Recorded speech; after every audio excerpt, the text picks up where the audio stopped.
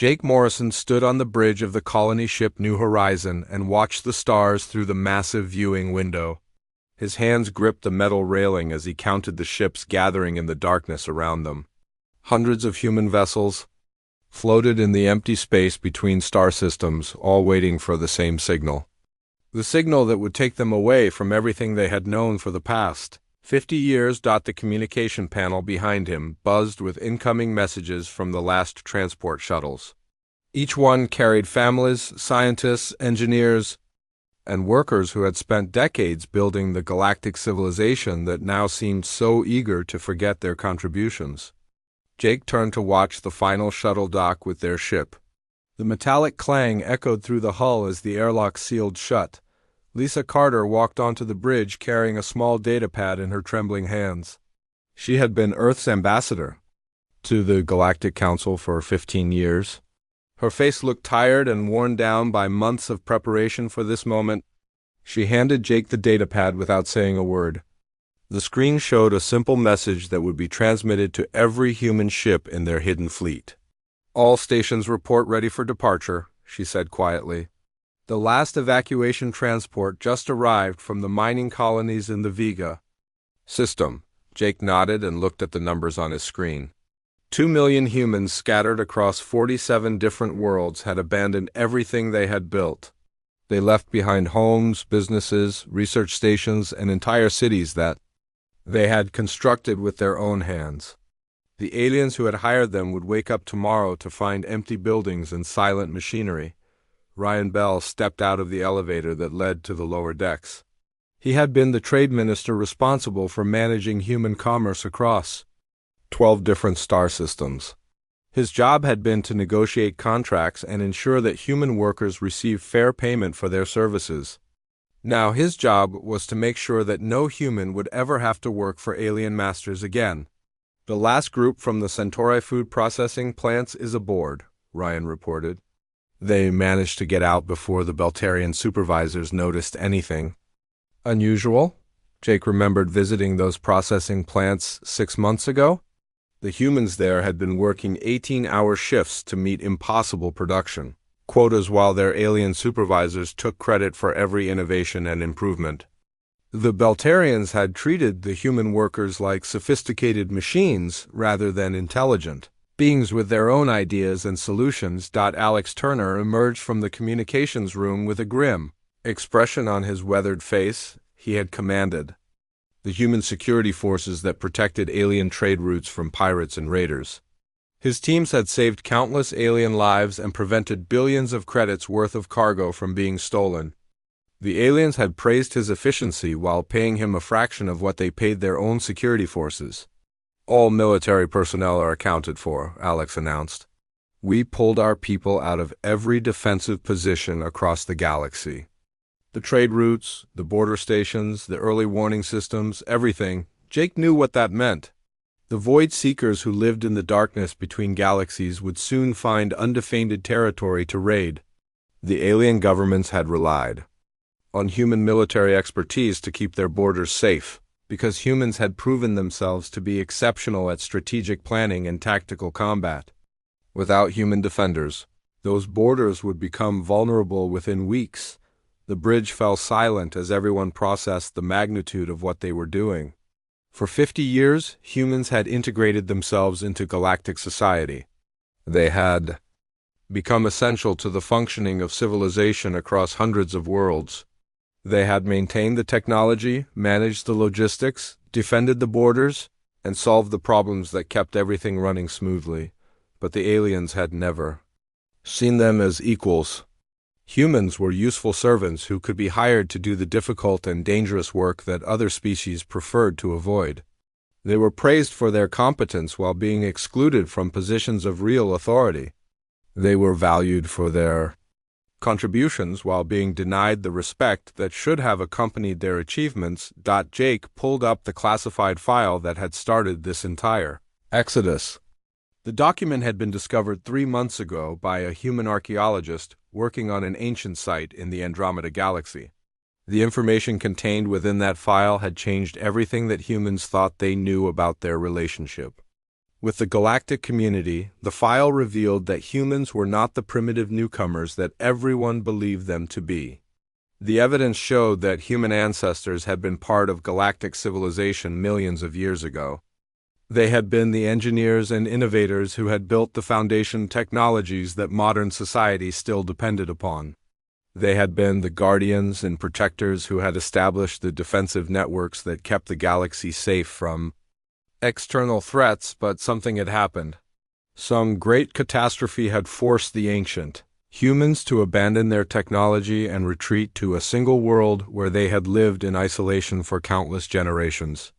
They had forgotten their history and their heritage, while the rest of the galaxy had forgotten that humans had ever been anything more than useful workers. The modern aliens who had rediscovered Earth 50 years ago had been amazed by how quickly humans adapted to advanced technology. They had attributed this to human intelligence and creativity. They had never suspected that humans were actually remembering skills and knowledge that had been encoded in their genetic memory for millions of years. Jake closed the file and looked around the bridge at his companions. They all knew the truth. Now, they knew that their ancestors had built the hyperspace communication networks that connected distant worlds. They knew that human engineers had designed the terraforming systems that made hostile planets habitable. They knew that human strategists had created the defensive protocols that protected the galaxy from invasion. The aliens had been using human descendants to maintain and repair technologies that humans had originally created. They had been paying the children of the builders to fix what their parents had made. And they had done all of this while treating humans as inferior beings who should be grateful for the opportunity to serve their betters. Lisa Carter activated the fleet communication system and sent the departure signal to every human ship in their convoy. The response was immediate as hundreds of hyperspace engines began charging for the jump to their new home in the Magellanic Clouds. They had found a cluster of uninhabited worlds where they could rebuild their civilization without interference from ungrateful aliens. Jake watched the first ships disappear into hyperspace, their forms dissolving into points of light that faded into darkness. Soon the new horizon would follow them to a place where humans could rediscover their true potential. They would leave behind a galaxy that had never appreciated their worth, and they would leave without saying goodbye. Emperor Zephan III sat on his golden throne in the heart of Coralla Prime and studied the reports that covered his desk. 6 months had passed since the humans had vanished from galactic society without any explanation. His advisors had assured him that this was nothing more than a temporary tantrum that would end when the humans realized how much they needed galactic civilization. The first report came from the mining operations on Kepler 442b, where they extracted the rare metals needed for hyperspace engine construction. Chief Mining Coordinator Veltar stood before the Emperor with his head lowered in embarrassment. His scaled hands trembled as he explained that their automated mining systems had been failing for the past 3 weeks. The extraction rates have dropped by 40%, Veltar admitted reluctantly. Our repair technicians cannot understand why the machines keep breaking down. The diagnostic systems report that everything is functioning normally, but the equipment stops working anyway. Emperor Zephan leaned forward in his throne and fixed Veltar with a stern gaze. Did the humans leave any maintenance manuals or instruction guides that might help our technicians?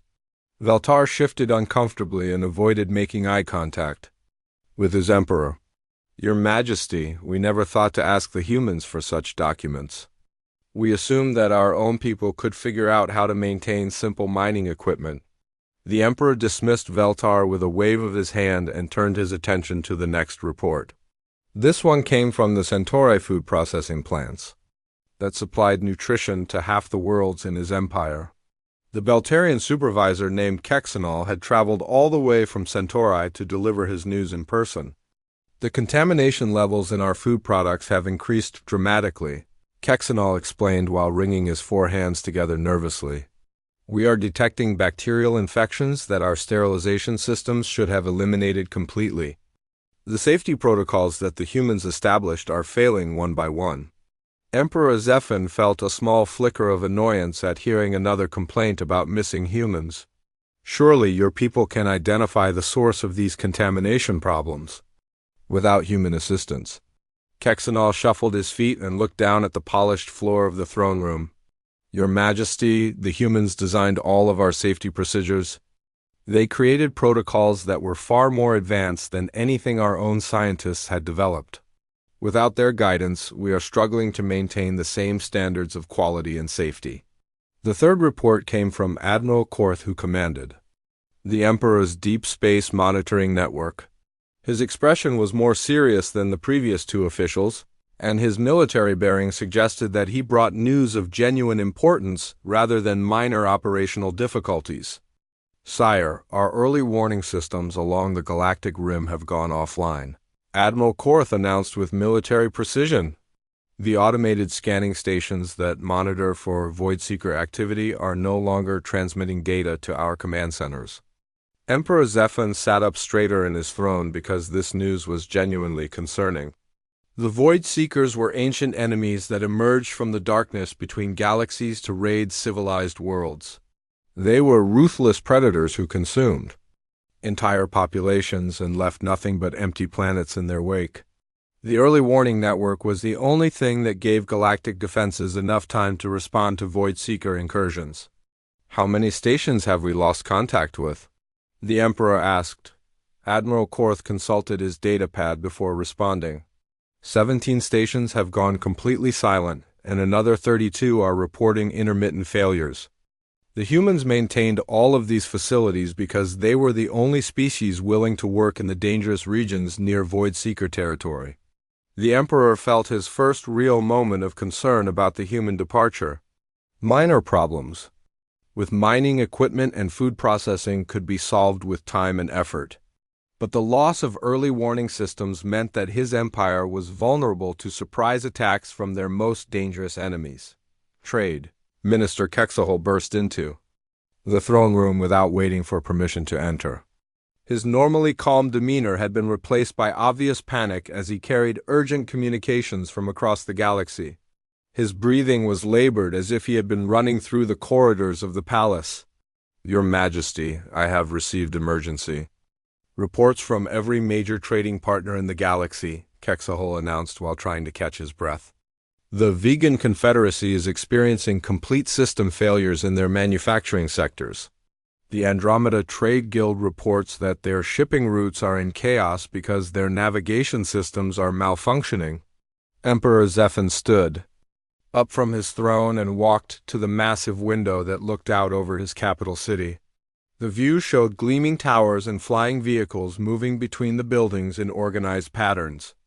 Everything appeared normal from his perspective, but he was beginning to understand that appearances might be deceiving. Continue your report, the Emperor commanded without turning away from the window. Kexahol shuffled through his papers before finding the information he needed. The Rigel Manufacturing Consortium has shut down 3 of their largest factories because their production lines have stopped working. The Tau Ceti Research Institute reports that their laboratory equipment is failing faster than they can repair. It and Sire, all of these organizations employed large numbers of human technicians and engineers. The Emperor remained silent for several minutes while he processed this information. The report suggested that the human departure was having effects far beyond his own empire. If humans had been working throughout galactic civilization, then their absence would create problems for everyone rather than just the Corallian Empire. Admiral Korth cleared his throat to get the Emperor's attention. Sire, there is something else you should know about the human workers in our territory. They were not just maintaining our existing systems. Our analysis suggests that they were also making constant improvements and modifications that increased efficiency and reliability. Emperor Zephin turned away from the window to face his admiral. What kind of improvements? The humans were upgrading our technology without being asked to do so, Admiral Korth explained. They identified problems before they became serious and implemented solutions that prevented failures. They were essentially providing free research and development services while we paid them only for basic maintenance work. The Emperor felt a growing sense of unease as he realized the implications of this information. If humans had been secretly improving galactic technology while working as low-level technicians, then their knowledge and expertise might be far more valuable than anyone had recognized. But Emperor Zephyr was not ready to admit that his empire depended on a species that he had always considered to be primitive newcomers to galactic society. His pride would not allow him to acknowledge that humans might be essential to the survival of his civilization. Elena Rodriguez stood in the observatory deck of the research vessel, Pioneer's dream, and watched the galaxy slowly tear itself apart. 1 full year had passed since humanity had abandoned their posts across civilized space, and the effects were becoming impossible to ignore.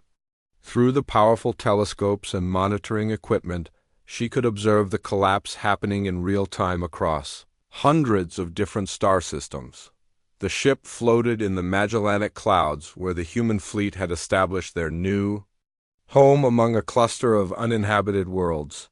From this safe distance, they could monitor galactic communications and observe the consequences of their departure without being detected by alien search parties. Elena had been assigned to track the deterioration of galactic civilization and document everything for future reference. Admiral Kevin Walsh entered the observatory carrying a data tablet filled with the latest intelligence reports. His weathered face showed no satisfaction at the chaos they were witnessing, only a grim determination to see their plan through to its conclusion. He had been one of the architects of the human exodus and bore the responsibility for the decision that had led to this moment. The Corallian Empire's industrial capacity has dropped by 60%, Admiral Walsh announced as he handed Elena the tablet. Emperor Zephyr's manufacturing worlds are producing less than half of what they were making before we left. Elena scrolled through the data and shook her head at the numbers she was seeing. The Vega mining colonies have completely shut down. Without human engineers to maintain the deep core drilling equipment, they cannot extract any more rare metals. The entire galactic economy depends on those materials for hyperspace engine construction. Maya Foster walked into the observatory from the communications center where she had been monitoring alien transmissions. Her job was to intercept and decode the desperate messages that were flying between different governments as they tried to understand what was happening to their civilization. The alien leaders were finally beginning to realize that something was seriously wrong. The Zeta Reticuli Coalition just declared a food emergency, Maya reported with a troubled expression. Their agricultural systems have failed completely, and they estimate that 3 billion people will face starvation within 6 months. They are begging other governments for assistance, but everyone else is dealing with their own crises. Elena pulled up the agricultural data on her monitoring screen and studied the patterns of failure across different farming worlds. The humans who had worked in those systems had not just been laborers picking crops or operating machinery. They had been the ones who understood how to maintain the delicate balance of nutrients, water, and atmospheric conditions that kept the artificial ecosystems functioning properly. Admiral Walsh pointed to another section of the data that showed power grid failures across the galaxy. The terraforming systems on 47 different worlds are beginning to revert back to their original hostile conditions. Without human technicians to maintain the atmospheric processors and climate control networks, these planets will become uninhabitable within a few years. The magnitude of the collapse was staggering to witness. Elena had known that humans were important to galactic civilization, but even she had underestimated how deeply integrated they had become into every aspect of daily life across hundreds of worlds. Humans had not just been working in obvious positions like engineering and maintenance. They had been embedded in systems that other species had taken completely for granted. Maya returned to her communication station and began scanning through the emergency frequencies that alien governments use for crisis coordination. I am picking up a transmission from the Galactic Council emergency session. They are offering massive rewards to any species that can locate humanity and convince them to return. Elena asked Maya to put the transmission on the main speakers, so they could all hear what the alien leaders were saying. The voices that emerged from the speakers sounded desperate and confused as they tried to understand why their civilization was falling apart so rapidly. "The bounty they are offering is worth more than some entire star systems," Maya continued as she listened to the ongoing negotiations. "They are promising territorial grants, exclusive trade agreements, and even seats on the Galactic Council itself to anyone who can bring the humans back." Admiral Walsh sat down heavily in one of the observation chairs and rubbed his tired eyes. "They still do not understand what they lost. They think this is a problem that can be solved with money and political favors. They do not realize that we were never interested in wealth or power." Elena brought up a comprehensive analysis that showed the cascade effect of human departure on galactic technology. "Look at this data about their transportation networks. Human pilots and navigators were responsible for maintaining the hyperspace routes between star systems. Without them, ships are getting lost in hyperspace or emerging in the wrong locations entirely. The hyperspace navigation crisis was particularly severe because it isolated different worlds from each other. Trade ships that should have taken days to travel between systems were now taking weeks or months to reach their destinations. Some ships had disappeared entirely, presumably lost in the maze-like dimensions of hyperspace without experienced human navigators to guide them safely." Maya intercepted another transmission that made her sit up straight in alarm. "Admiral, I am receiving reports of void seeker activity along the galactic rim. 3 border colonies have gone completely silent in the past week." Admiral Walsh immediately moved to the tactical display that showed the known positions of void seeker fleets in the darkness between galaxies. The ancient enemies had apparently noticed that the early warning systems were no longer functioning, and had begun probing for weaknesses in galactic defenses. "How many early warning stations are still operational?" the Admiral asked. Elena checked her monitoring data and found the information he needed. Less than 30% of the border monitoring network is still functioning. The automated systems are failing faster than alien technicians can repair them.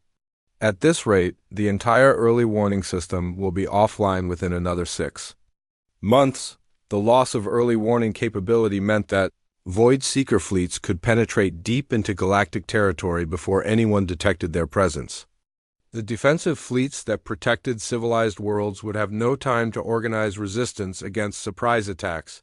Maya picked up another emergency transmission from a different frequency. "The Centauri government is reporting complete communication blackouts with their outer colonies. Their interstellar communication network has suffered cascading failures that are spreading toward their core worlds." Elena realized that they were witnessing the death of galactic civilization as they had known it. The complex network of trade, communication, and defense that connected hundreds of different species across thousands of worlds was unraveling because humans were no longer there to maintain the invisible foundation that held everything together. "Admiral."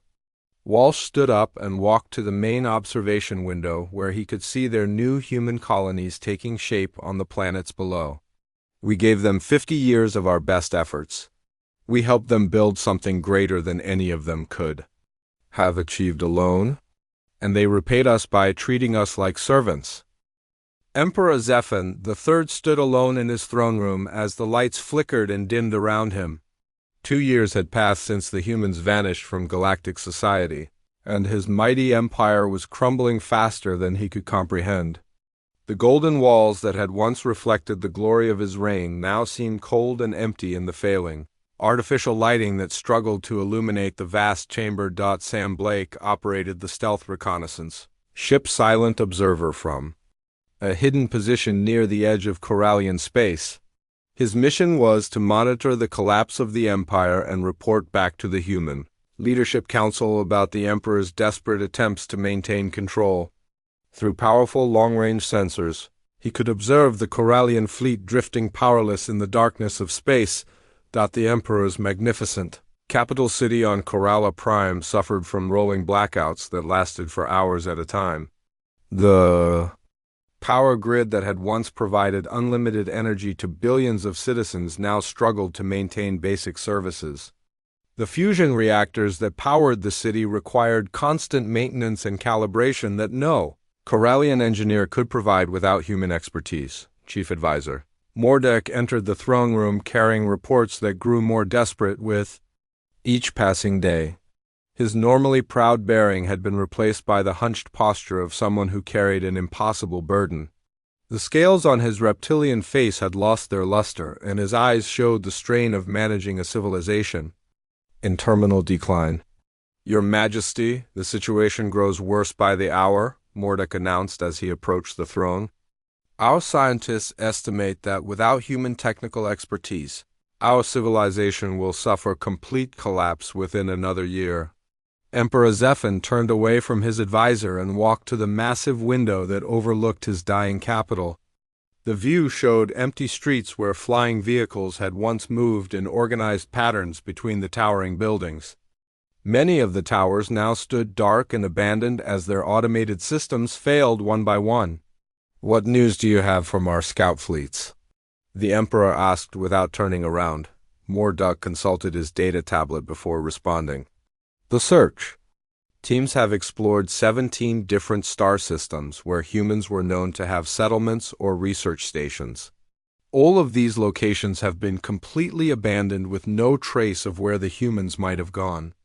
The Emperor felt a growing sense of panic as he realized that humanity had not simply retreated to a single world, where they could be found and negotiated with.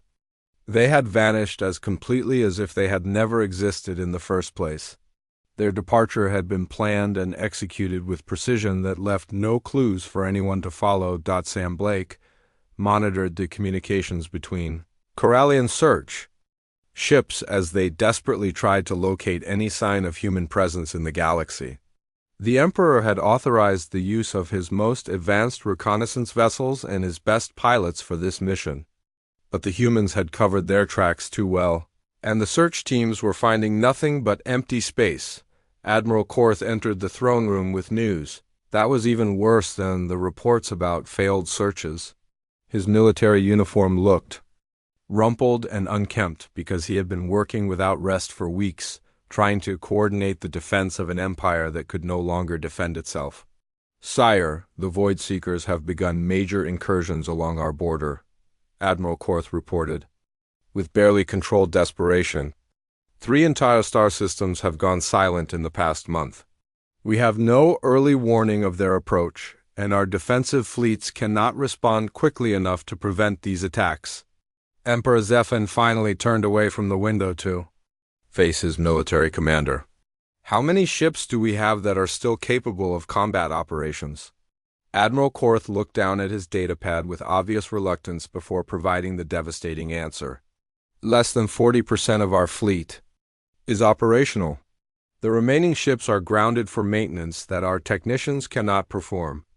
We lack the expertise to repair hyperspace engines, weapon systems, and life support equipment. The Emperor sat down heavily on his throne as the full magnitude of his situation became clear. His empire had possessed the most powerful military force in the galaxy, and now it was helpless against enemies who had once been easily defeated. The technological superiority that had made Corellian dominance possible was useless without the human engineers who had maintained it. Danny Mitchell worked in the research station Deep Thought, where human scientists analyzed the collapse of galactic civilization with growing satisfaction. His job was to study the political and social effects of their departure rather than the technical failures that were occurring throughout alien society. The results of his analysis showed that the Emperor's pride had cost him everything. The irony is almost too perfect, Danny reported to the Human Leadership Council during their weekly briefing.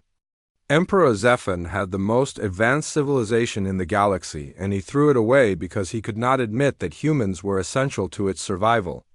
The Emperor's attempts to find replacement workers from other species had failed completely. The Beltarians who had been hired to operate the food processing plants could not maintain the safety standards that humans had established.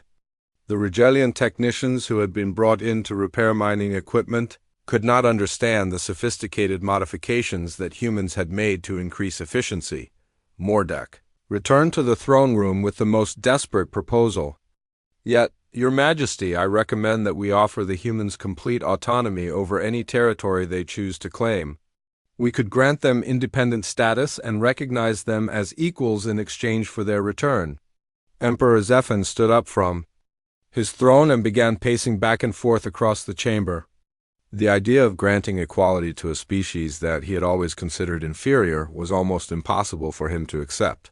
But the alternative was watching his entire civilization die while he maintained his pride. Send a message on every communication frequency that still functions, the Emperor commanded. Offer the humans anything they want: territory, wealth, political power, recognition as a sovereign species. Tell them that we acknowledge our mistakes and beg them to return.